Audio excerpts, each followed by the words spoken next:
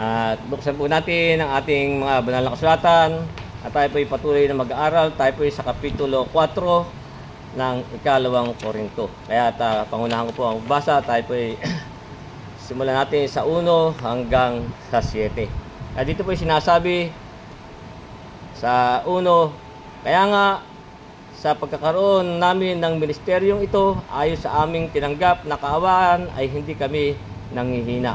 Bakos tinanggihan namin ang mga kahiyahiyang bagay na nangatatago, na hindi kami nagsisilakad sa katusuhan, hindi nagsisigamit man ng may daya ng salita ng Diyos, kundi nagpapahayag ng katotohanan, ay pinagtatagubilin ang aming sarili sa bawat budhi ng mga tao sa harapan ng Diyos. At kung ang aming ebanghelyo ay natatalakbungan pa, ay may talakbong sa mga napapahamak, na binulag ng Diyos ng sanlibutan ito ang mga pag-iisip ng mga hindi nagsisampalataya, upang sa kanila ay huwag sumilang ang kaliwanagan ng ebanghelyo ng kaluwalhatian ni Kristo, na siyang larawan ng Diyos. Sapagkat hindi namin pinangangaral ang aming sarili, kundi si Kristo Jesus na Panginoon, at kami gaya ng inyong mga alipin dahil kay Kristo. Yamang ang Diyos ang nagsabi, magniningning ang ilaw sa kadiliman, na siyang nagniningning sa aming mga puso upang magbigay ng liwanag sa pagkakilala sa kaluwalhatian ng Diyos sa mukha ni Kristo. Ngunit taglay namin ang kayamanang ito sa mga sisidlang lupa, upang ang dakilang kalakhan ng kapangyarihan ay maging mula sa Diyos at huwag mula sa aming sarili. Hanggang dyan po muna ang ating babasahin at ang ating pagbubulay-bulayan. Kaya nga kung babalik natin sa talatang 1, sinabi dito ni Pablo, kaya nga pagkakaroon namin ng ministeryong ito, ayon sa aming tinanggap na kaawaan, ay hindi kami nanghihina. Kaya nga po si Pablo, ay itong ministeryo pong ito ay kanyang tinanggap simula po nang siya'y tawagin. Kaya kung makita natin yung sa aklat ng mga gawa, nung siya'y tawagin ng Panginoon, upang sabi nga dito sa gawa sa 9, sa 15, nung siya po nang sabihan ng Diyos si Ananias na pumunta kay Pablo, ay ganito po ang sinabi sa 9:15 kaya tungkol kay Pablo. Tatapos sinabi sa kanya ng Panginoon, pumaroon ka, sapagkat siya sidlang hirang sa akin, upang dalhin ang aking pangalan sa harapan ng mga hintil at ng mga hari at mga anak ni Israel, sapagkat sa kanya ay aking ipakikilala kung gaano karaming bagay ang dapat niyang tiisin dahil sa aking pangalan. Yung nga po ang ministeryo na ibinigay kay Pablo. Kaya nga ang pinangaral po ni Pablo ay ang ebanghelyo sa kanya pong mga ministry, sa kanya mga ministeryo. Ang ipinangaral po niya ay ang ebanghelyo, sapagkat yung nga po binuksan na sabi dito sa Gawa 13,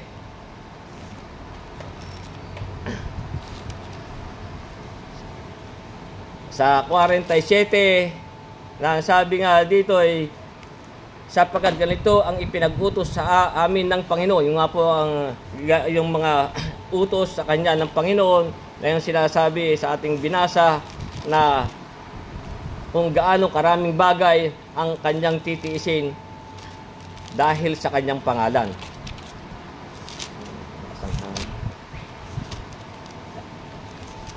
Kaya nga, ulitin ko yung 13:47 ng gawa.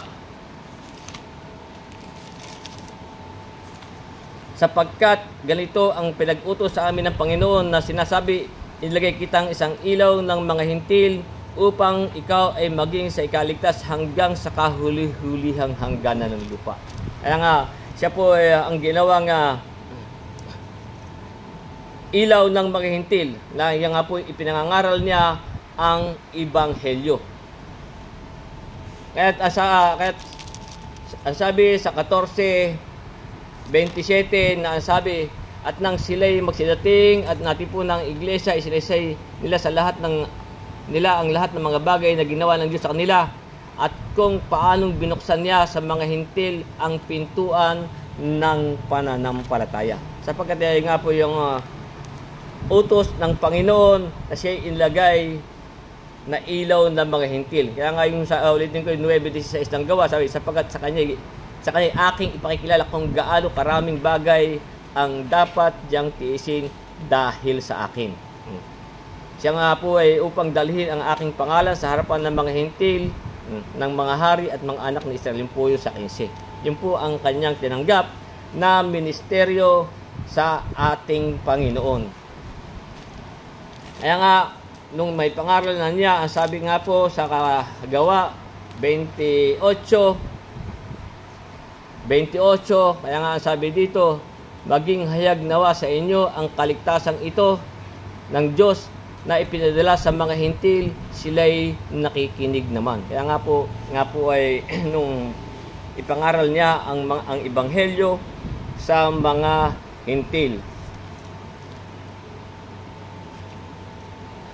Kaya dito kung babalik natin sa Gawa 13,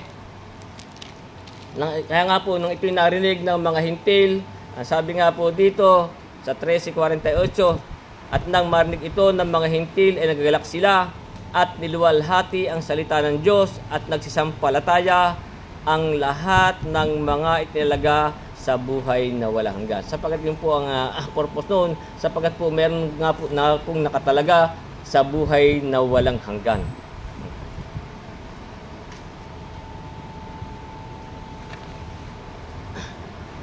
At lumaganap ang salita ng Panginoon. Kaya nga po, ito po ang kanyang tinanggap na ministeryo. Kaya nga pagkakaroon namin ng ministeryo ito ay na aming tinanggap na kaawaan ay hindi kami nanghihina. Ganyan po ang tinanggap ni Pablo na ministeryo. Kaya nga, kung yung sabi pa nga niya sa kanyang pangaral ng ebanghelyo sa Gawa 20:24, kaya nga dito yung sinabi niya, datapat hindi ko minahal ang aking buhay na waring sa akin ay mahalaga. Maganap ko lamang ang aking katungkulan at ang ministeryong tinanggap ko sa Panginoon na nagpapatotoo ng ebanghelyo sa biyaya ng Diyos. Kaya nga po sa kanyang pangangaral ng ebanghelyo ay yung binigay sa kanyang katungkulan na ministeryo, isang sabi nga niya, hindi na niya minahal ang kanyang buhay na waring sa kanya ay mahalaga. Siya po ay nagpakalugi na. Inari na po niyang kalugihan ang lahat ng mga bagay. Kaya maging ang kanyang buhay ay hindi tapos hindi ko na minahal ang aking buhay na waring sa akin ay mahalaga, maganap ko lamang ang aking katungkulan at ang ministeryong tinanggap ko sa Panginoong Hesus na nagpapatotoo ng ebanghelyo ng biyaya ng Diyos. Kaya nga dito sa aklat ng Pilipos na siya po ay nagpakalugi na ng maraming mga bagay.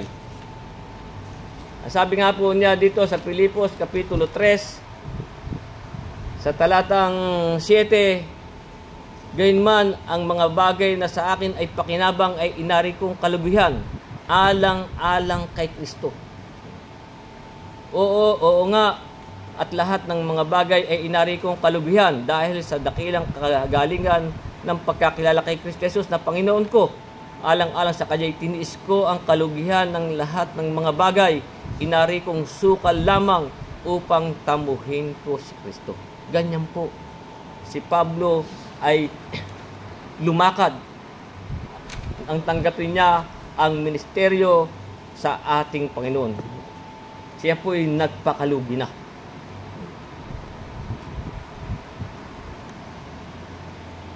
Kaya dito sa talatang 2, ulitin natin yung una, ulitin natin sa 2. Kaya nga pagkakaroon namin ng ministeryong ito, ayon sa aming tinanggap na kaawaan, ay hindi kami nanghihina. Bagkos tinanggihan namin ang mga kahiyahiyang bagay na nangatatago. Yung po mga kahiyahiyang bagay ay tinanggihan na po ni Pablo na natatago. Kaya nga siya po ay nagpakalugi na. Hindi na nga po niya minahal ang kanyang sarili, nakawarin sa kanya yung mahalaga. Sabi, bagkos tinanggihan namin ang mga kahiyahiyang bagay na nangatatago na hindi kami nagsisilakad sa katusuhan.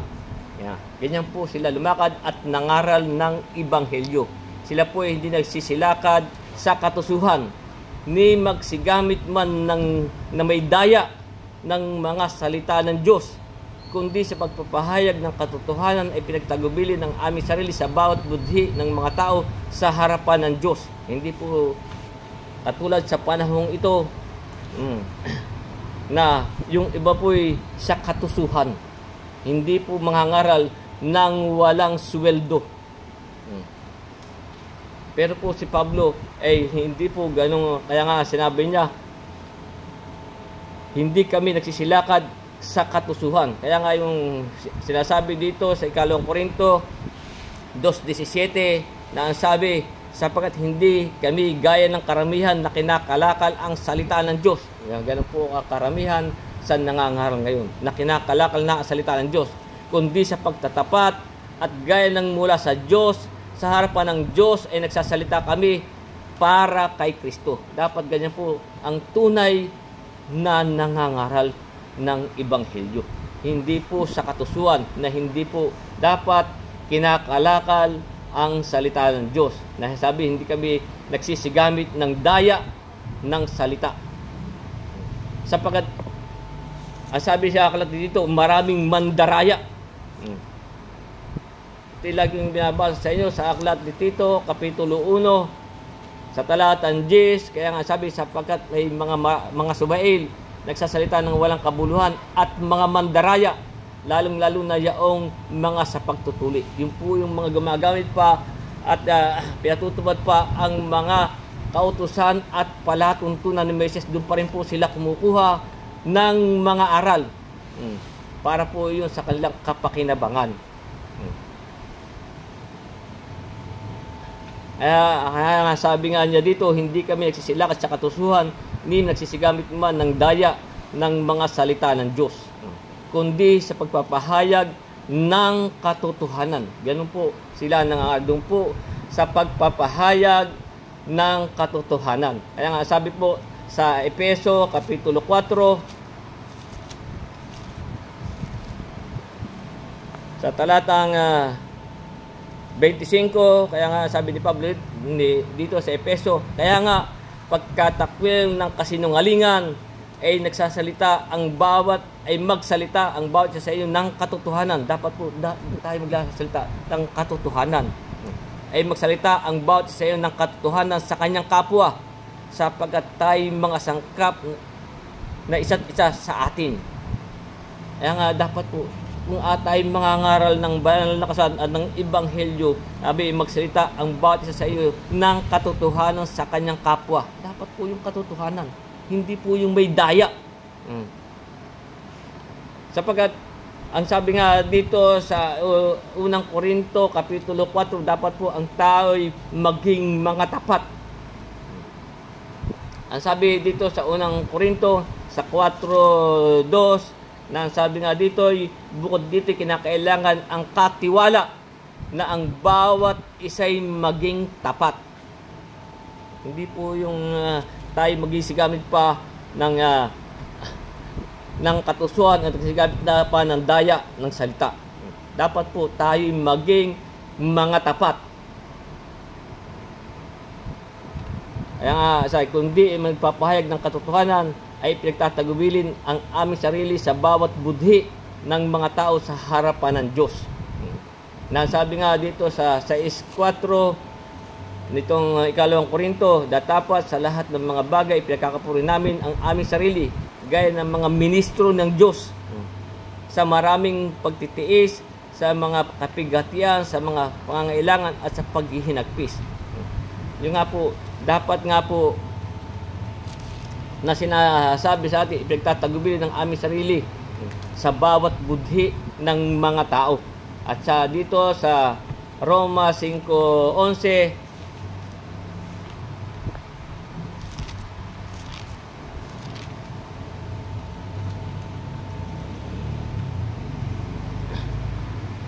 sa 2 Korinto pala, 5:11,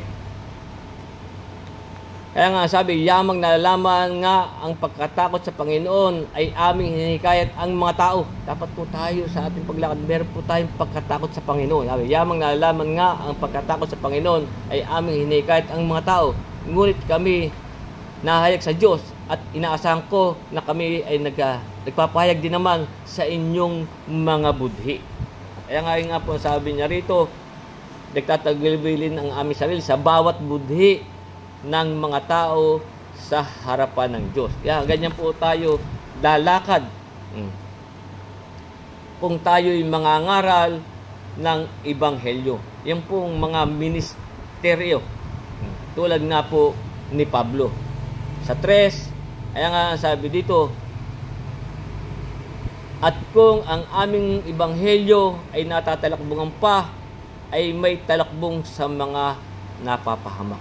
Sapagkat ganyan po talagang marami pa po ang natatalakbungan pa. Ito po ay doon nga po yun sa mga napapahamak. Sapagkat ang sabi nga dito sa 3:14 nitong unang Korinto, sabi, datapwat ang kanilang mga pag-iisip ay nagsitigas. Sapagkat hanggang sa araw nito, pagka binabasa ang matandang tipan at ang talakbong ding iyon ay nananatili na hindi itinataas, ito'y inaalis sa pamamagitan ni Kristo. Ito'y maalis yung pong talakbong sa pamamagitan po ng ating Panginoon Kristo. At yun po, kung tayo po doon tatalima sa kanyang mga kautusan, hanggang sa panahon pong ito, ay doon pa rin po sila nananatili. Gumagamit pa rin sila ng mga kautusan at palatuntunan ni Moises. Kaya nga, bagamang sinasabing nilang sila'y kay Kristo,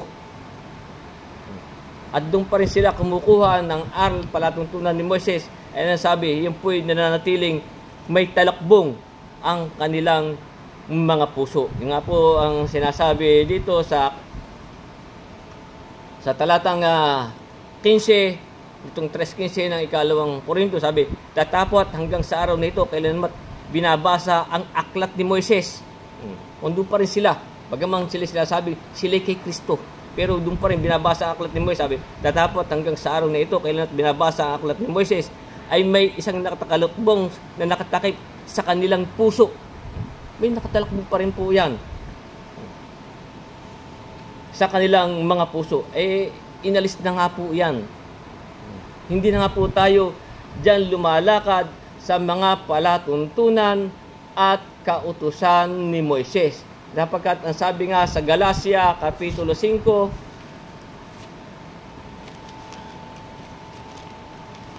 sa Galacia Kapitulo 5 sa talatang 4,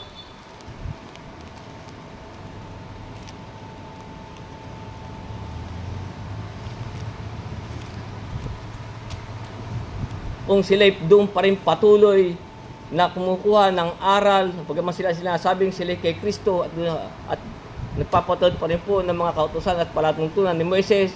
Kaya nga ang sabi dito sa Galacia 5:4, kayo'y hiwalay kay Kristo.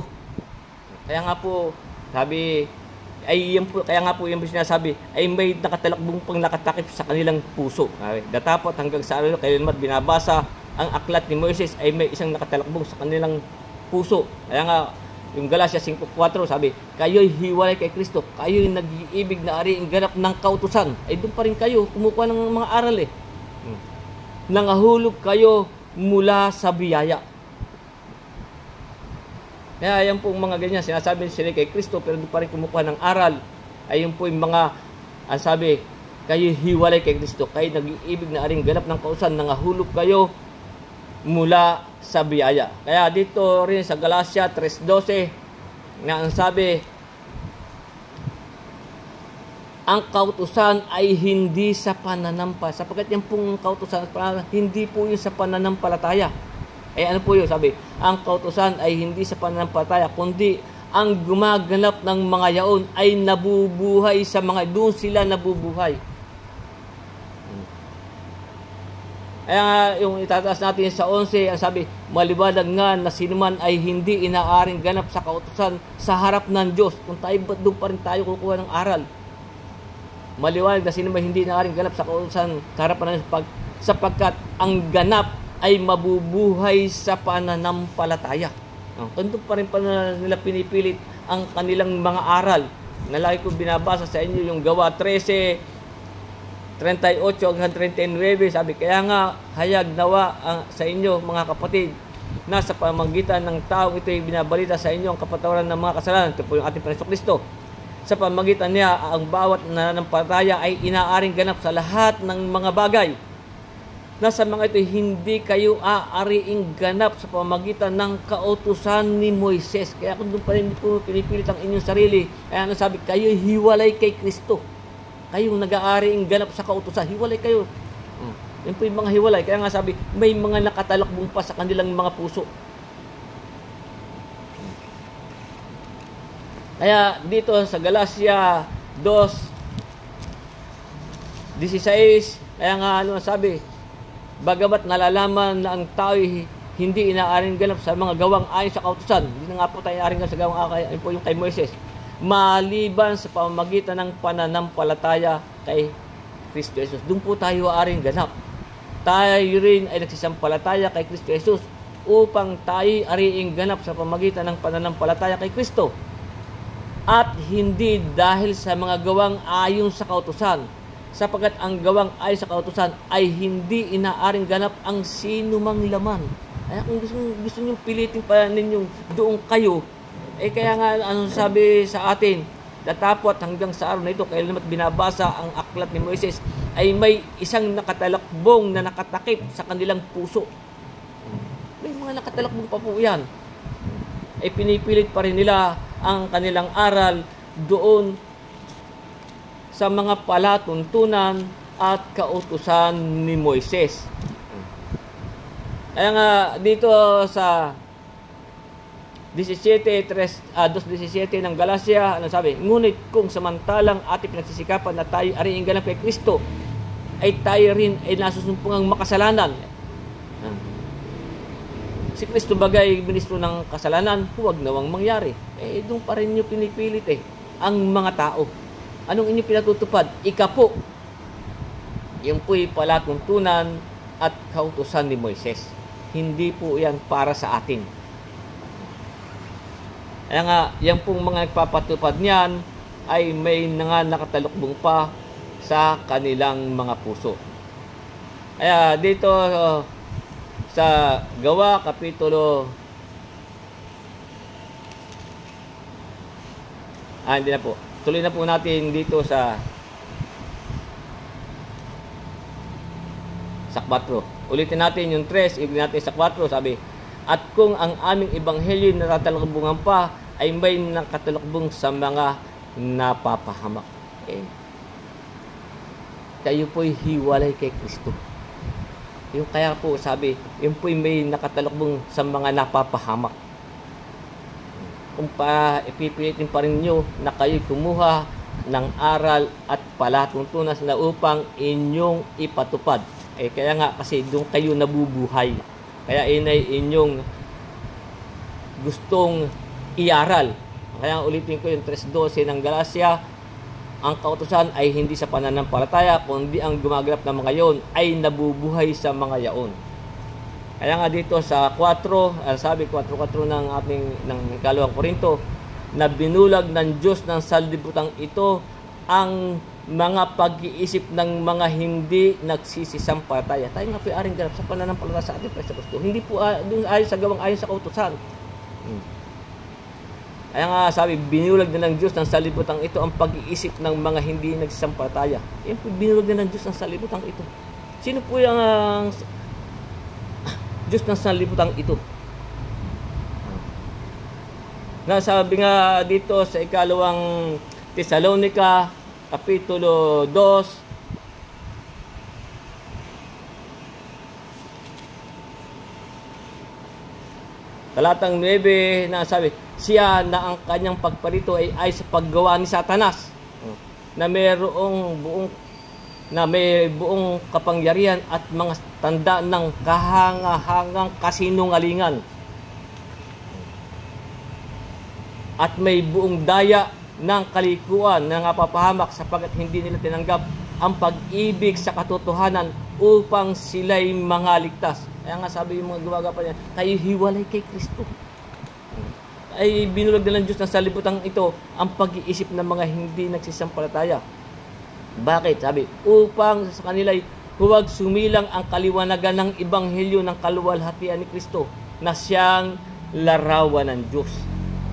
Kaya nga po maraming nangangaral dito. Yun po yung sinabi na noon pa ng ating Panginoon Kristo sa aklat ng Mateo, na maraming sabi dito sa 24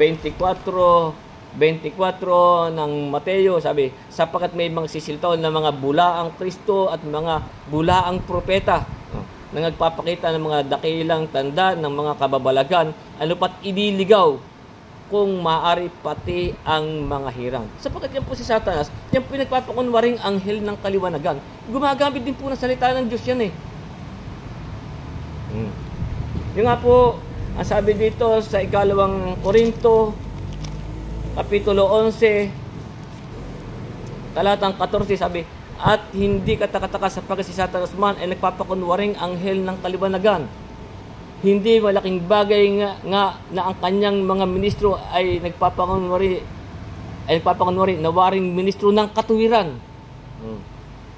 na ang kanilang wakas ay nasa sang-ayon sa kanilang mga gawa. Kaya po yan, may mga ministro pa yan. Gumagamit din po ng salita ng Diyos yan. Kaya tayo po'y mag-iingat. Kaya nga sabi na binulag na ng Diyos ng salibutang ito ang pag-iisip ng mga hindi nagsisampalataya, upang sa kanila'y huwag sumilang ang kaliwanagan, para hindi po sumilang ang kaliwanagan ng ebanghelyo. Kaya nga ang sabi ng ating Panginoon Kristo sa kanyang sulat sa Juan 12, sa sulat ni Juan sa Kapitulo 12, sa talatang 40, kaya nga ang sabi dito, binulag niya ang kanilang mga mata. Wala po, talaga po ngayon, binulag na ng Diyos ang sabi ito ang kanilang mga puso. Sabi, binulag niya ang kanilang mga mata, pinatigas niya ang kanilang mga puso. Baka sila'y makakita ng kanilang mga mata at mga kaunawa ng kanilang puso at magbalik sa loob at sila'y paggalingin ko. Ayaw nila dun sa kautusan ng ating Panginoon Kristo. Kaya nga sila'y binulag na ng Diyos ng sanlibutan ito. Kaya nga yung Gawa 28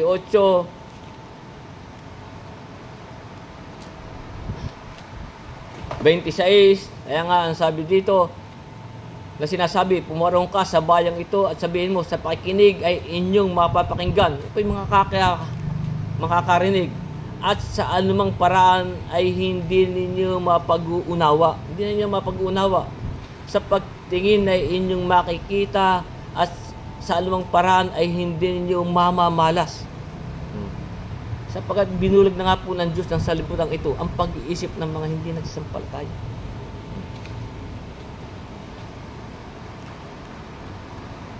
Na sinasabi dito, upang sa kanila'y huwag sumilang ang kaliwanagan ng ebanghelyo ng kaluwalhatian ni Kristo na siyang larawan ng Diyos. Siya ang ating Panginoon Kristo po. Siya po ang larawan ng Diyos na di nakikita. Kaya nga, ang sabi nga po dito sa aklat ng Kolosas sa Kapitulo 2,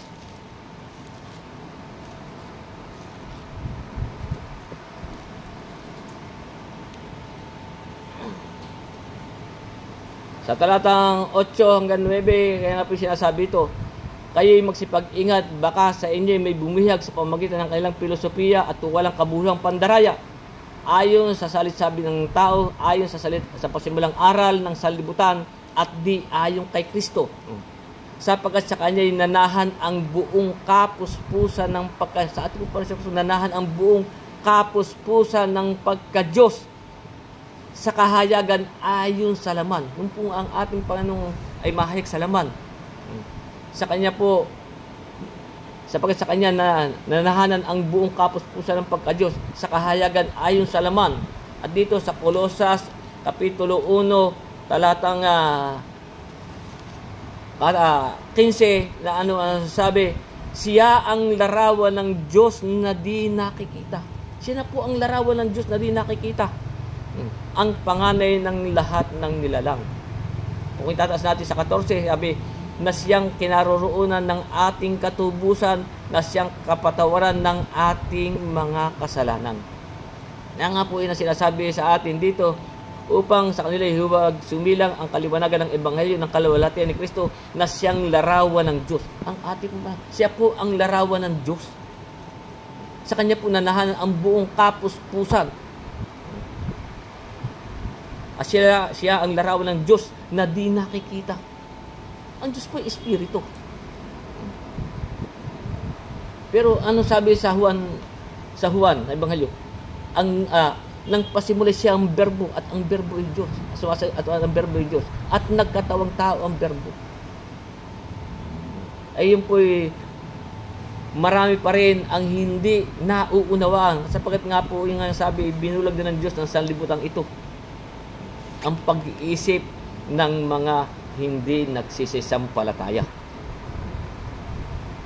Kaya nga, dito rin sa Hebreo Kapitulo 1, sakat sila nga po ang larawan ng Diyos na di nakikita.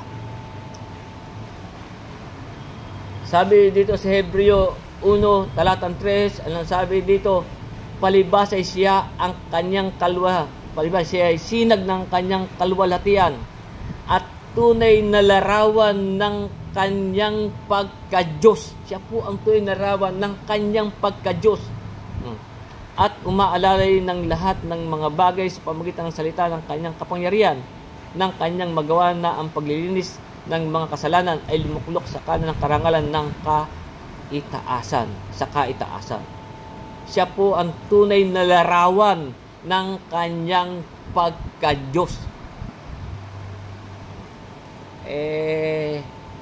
Bandami pa rin pong hindi naniniwala, hindi sumasampalataya. Kaya nga sabi ng ating Panginoon ito, ako at ang Ama ay iisa. Yung pang iba po nangangaral ay ayaw. Nga po ay kasi nga po binulag din ng Diyos ng sanlibutan ito ang pag-iisip ng mga hindi nagsisisampalataya. Hindi pa rin po nila matanggap ang ating Panginoong Hesukristo. Kaya nga, sabi ng ating Panginoong Hesukristo dito sa aklat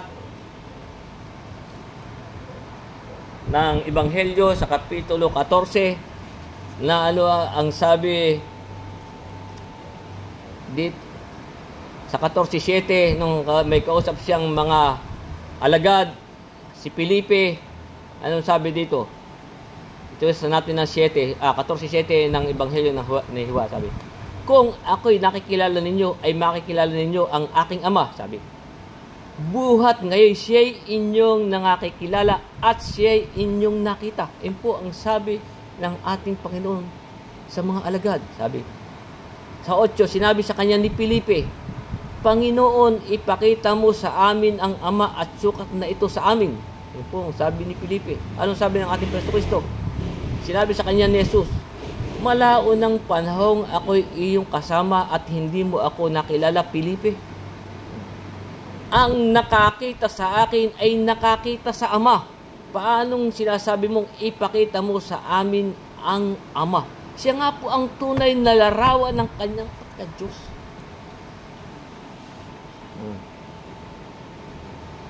Ito po'y hanggang ngayon ayaw pa rin nilang tanggapin. Yung isang nangangaral, bagay, yata numayapa na. Hindi, dalawa po sila. Kaya nga, yung po mga ganoon, binulag nilang Diyos ng sanlibutan ito ang kanilang mga pag-iisip. Kaya nga sabi, binulag ng Diyos ng sanlibutan ito ang mga pag-iisip ng mga hindi nagsisampalataya upang sa kanila huwag sumilang ang kaliwanagan ng Ebanghelyo ng kaluwalhatian ni Kristo na siyang larawan ng Diyos. Siya po ang larawan ng Diyos. Tuloy na po natin sa 5, sapagat hindi namin pinangangaral ang aming sarili, kundi si Kristo Jesus na Panginoon, at kami gaya ng inyong mga alipin dahil kay Kristo. Sila po, nung sila sa kanilang mga pangaral ng ministeryo, hindi po nila pinangaral ang kanilang sarili. Hindi po tulad sa panahong ito, ang kanilang pinagdidiinan, yung pangalan ng kanilang sekta ng relihiyon. Na sinasabi lang, sila ang mga liligtas. Kung ano yung, kaya nga tatanungin ka kaagad anong relihiyon mo? Anong relihiyon mo? Sina Pablo po sabi, hindi na pinangangaral ang aming sarili, kundi si Kristo Jesus na Panginoon. At kami ay gaya ng inyong mga alipin dahil kay Kristo. Kaya nga dito sa unang Korinto 1:23, na sabi, datapot ang aming pinangangaral ay ang Kristo na napako sa krus. Kaya kung tayo mangangaral ng Ebanghelyo, ito pong ating Panginoon Kristo, ang ating pong ipangangaral. Datapot ang aming pinangangaral ay ang Kristo na napako sa krus. Sa mga Hudyo ay katitisuran at sa mga Hintil ay kamangmangan. At dito sa unang Korinto, Kapitulo 15, kaya nga, sa unang Korinto 15:11, kaya nga sabi, maging ako nga o sila ay gayon din ang aming pinangangaral at gayon ang inyong sinampalatayanan. Sino? Ang ating Panginoon Kristo. Hindi ang kanilang ipagsisiksika sa inyong utak, dahil yun ang kanilang relihiyon. Dapat ang ating Panginoon Kristo.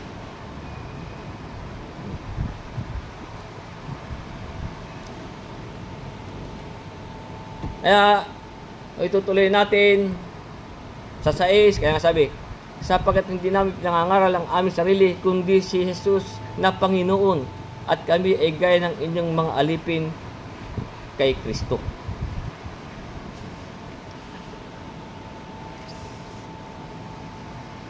Kaya sa 6, sabi, yamang ang Diyos ang nagsabi, magniningning ang ilaw sa kadiliman, na siyang magniningning sa aming mga nagniningning sa aming mga puso upang magbigay ng liwanag ng pagkakilala sa kaluwalhatian ng Diyos sa mukha ni Jesucristo. Yun nga po yung wala, hindi po nga nila nakilala. Kaya nga, ang tinutukoy nga po dito, ang ilaw na nagniningning ay ang ating Panginoong Jesucristo. Kaya nga, ang sabi nga po dito sa Juan, Kapitulo 8,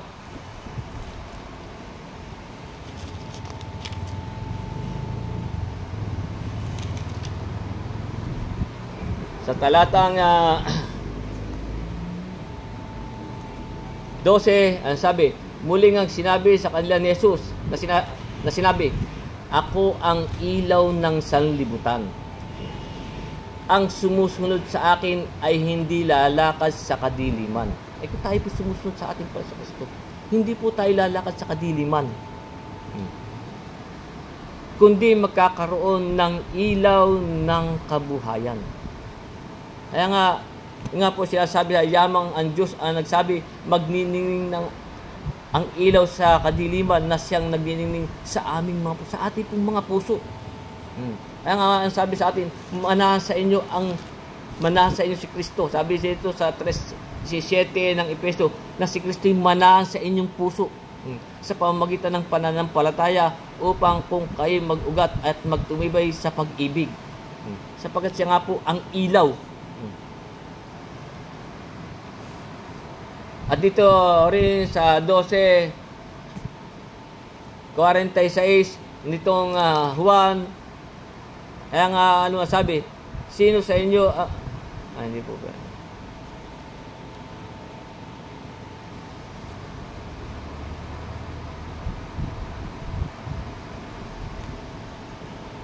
Dito po sa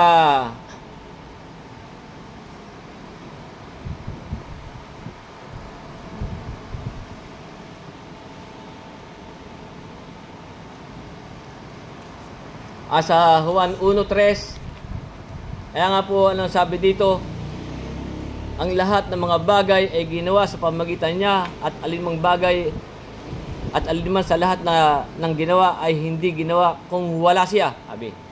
nasa kanya ang buhay at ang buhay ay siyang ilaw ng mga tao. Ang tinutukoy nga po dito ay ang ating Panginoon Kristo. Ulitin po natin yung 1:3. Ang lahat ng mga bagay ay ginawa sa pamamagitan niya at alinmang sa lahat ng ginawa niya ay hindi ginawa kung wala siya.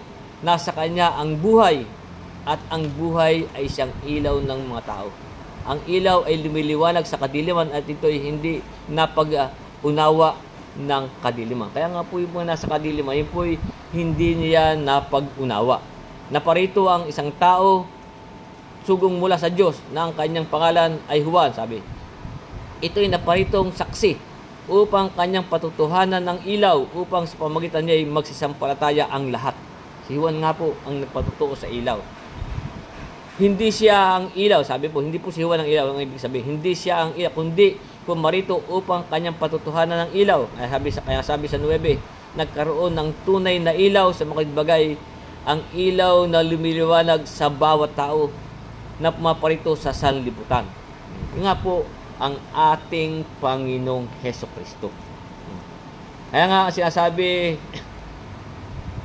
yung nga pong sinabi sa Efeso, na manahan sa inyong mga puso ang ating Panginoon Kristo, sapagkat siya po ang ilaw.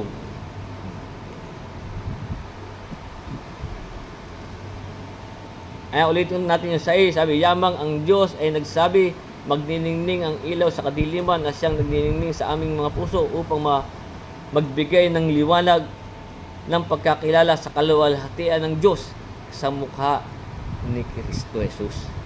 Kaya sa 7, ngulit taglay namin ang kayamanan ito sa mga sisidlang lupa. Ito pong mga bagay na ito, yung pong pagkakilala sa kaluwalhatian ng Diyos sa mukha ni Kristo. Ngunit taglay namin ang kayamanan ito sa mga sisidlang lupa. Ano po yung sisidlang lupa? Ito po yung ating katawan.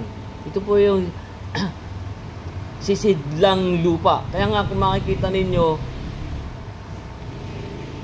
yung kay Pablo, yung ating binasa kanina dito sa 9:15, nung siya'y tawagin at pinuntahan ni Ananias sa Gawa 9:15, at liwanagin kung ano po itong sisidlang lupa. Ang sabi nga dito sa 9:15, ulit natin yung kanina sa Gawa, sabi 9:15. Tapos sinabi sa kanya ng Panginoon, kay Ananias po yun, pumaroon ka sapagkat siya'y sisidlang hirang sa akin upang dalhin ang aking pangalan sa harapan ng mga hintil ng mga Israel at ng mga anak, upang sa harapan ng mga hintil ng mga hari at ng mga anak ni Israel. Kaya nga, ito pong ibig sabihin ng sisidlang lupa, ito po yung ating katawan. Ito po yung sisidlang lupa. At dito rin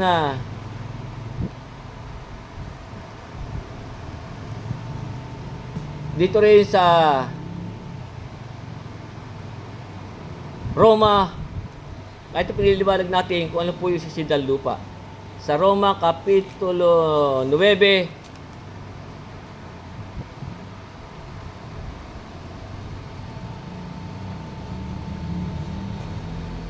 sa talatang 22 at 23, kaya dito sinasabi, sapagkat nalalaman natin na ang buong nilalang ay may hibik at na nagdaramdam na may kahirapan na kasama natin hanggang ngayon. At hindi lamang gayon, kundi pati naman tayo'y merong mga pangunahing bunga ng Espiritu. Sa mga bagay, tayo na may nagsisihibik.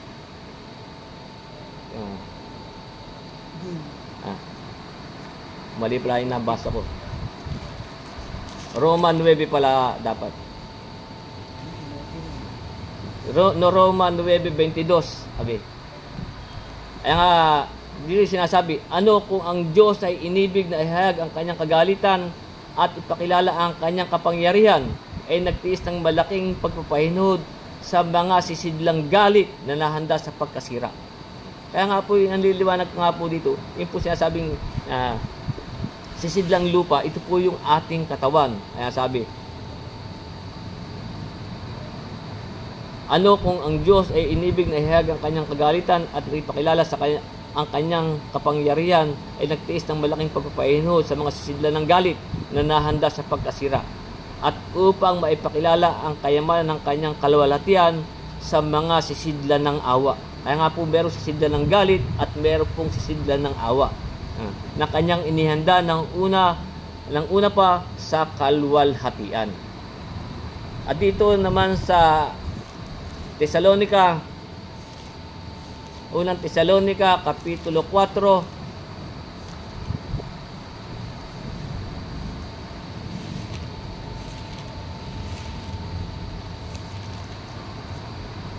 sa talatang 4, dito po ay sinasabi na ang bawat isa sa inyo ay makaalaw na maging mapagpigil sa kanyang sariling katawan sa pagpapakabanal at kapurihan. Kung babasahin po nyo sa English, yung pong ay mababasa yung vessel. Yung pong katawan, basahin nyo po sa English sa King James. Vessel po ang nakasulat. Kaya nga ito piniliwanag natin na yung pong sisidlang lupa, ito po yung ating katawan. At dito rin sa unang Pedro Kapitulo 3,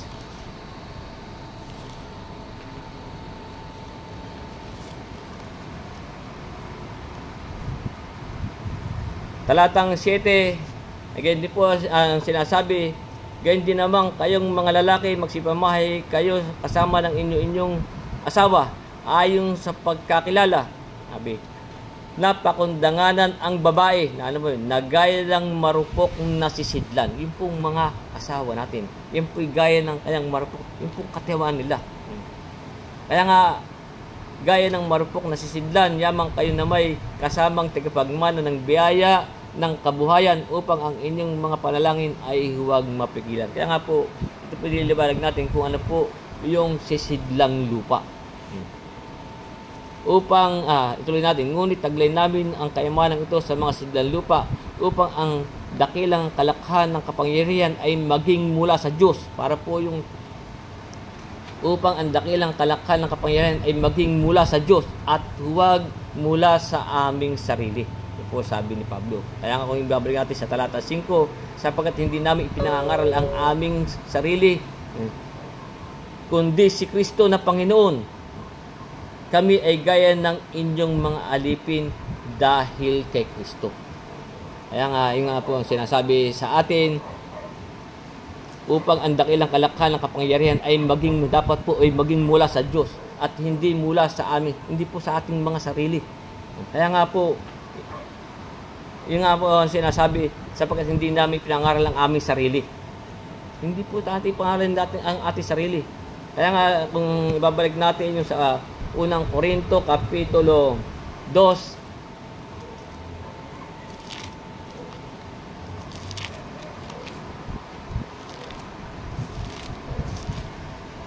sa talatang 4, kaya nga sabi ni Pablo, ang aking pinangaral at ang aking panalita at ang aking pangaral ay hindi sa mga salitang panghikayat ng karunungan, kundi sa patutuo ng Espiritu ng kapangyarihan, upang ang inyong pananampalataya ay huwag masalig sa karunungan ng tao, kundi sa kapangyarihan ng Diyos. Dapat po natin hindi pangaral yung ating sarili.